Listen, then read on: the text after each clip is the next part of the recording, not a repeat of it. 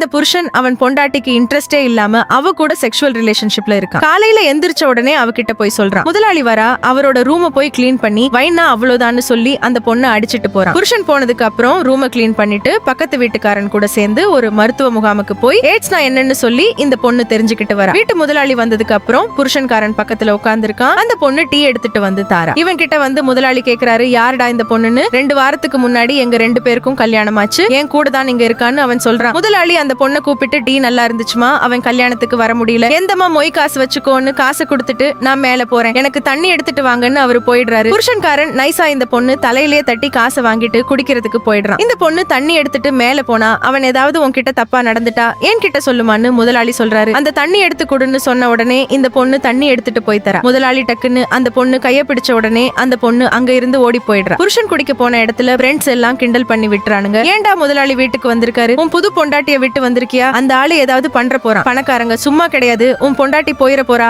அப்படின்னு உடனே இவன் வீட்டுக்கு வேகமா போய் அந்த பொண்ணு கிட்ட தப்பா நடந்துக்க ட்ரை பண்றான். அந்த பொண்ணு சொல்றான், முதுகெல்லாம் புள்ளி புள்ளியா இருக்கு, எய்ட்ஸ் வந்திருக்கும் போல இருக்கு அப்படின்னும் போது அதெல்லாம் கிடையாது, அங்க கிட்ட வாணும் போது அந்த பொண்ணு எனக்கு பீரியட்ஸ் இருக்குன்னு சொல்றான். இவன் அப்பையும் விடாம அந்த பொண்ணை போட்டு டார்ச்சர் பண்றான். முதலாளி காலையில இருந்துச்சு, ரூம் எல்லாம் எளிதொலையா இருக்கு, இதெல்லாம் கிளீன் பண்ண மாட்டியான உடனே இந்த பொண்ணு போய் கிளீன் பண்ணிட்டு இருக்கா. முதலாளி ஷேவிங் பண்ணிட்டு இருக்காரு, பிளேட் எல்லாம் கீழே போட்டுறாரு. அந்த பொண்ணு போய் அதை எடுக்கிற சமயத்துல அந்த பொண்ணோட கால்லயே ஒரு கால்ல வச்ச உடனே இவ அங்க இருந்து பயந்துட்டு ஓடுறா. படிக்கட்டுல ஸ்லிப் ஆகி கீழே விழுந்து அந்த பொண்ணு தலையில அடிபட்டு கேர் ஆயிடுது. விழுந்த பொண்ணை தூக்கி கூட விடாம புருஷன்காரன் எலி இல்லாம ரூம் எல்லாம் கிளீன் பண்ண மாட்டியான்னு சொல்லி திட்டிட்டு போறான். அந்த பொண்ணு வந்து குளிச்சிட்டு இருக்கும் போது முதலாளியோ அடுத்த நாள் வந்து பாத்ரூம்ல தண்ணி வரலன்னா அந்த பொண்ணு ரூம கதவை திறந்துடுறாரு. புருஷன்காரனும் பார்த்துட்டு முதலாளியை திட்டாம இந்த பொண்ணை திட்டிட்டு போறான். புருஷனுக்கோ பொண்டாட்டி கூட முதலாளி தனியா இருக்கிற மாதிரி கனவு வருது. இவன் வேகமா முதலாளி ரூம்ல போய் பார்த்தாதான் தெரியுது பொண்டாட்டியோட புடவை இருக்கு. பக்கத்துல இருக்கிற இரும்பு ராடை எடுத்து அவன் முதலாளியை அடிச்சு கொன்னுடுறான். திரும்பி வரும்போது எண்ணெய் ஸ்லிப் ஆகி படிக்கட்டுல கீழே விழுந்துடுறான். கழுத்து ஃபுல்லா பிளேடு குத்திருக்கு, அதே இடத்துல விழுந்து அவன் செத்தும் போயிடுறான். அப்பதான் நமக்கு காட்டுறாங்க,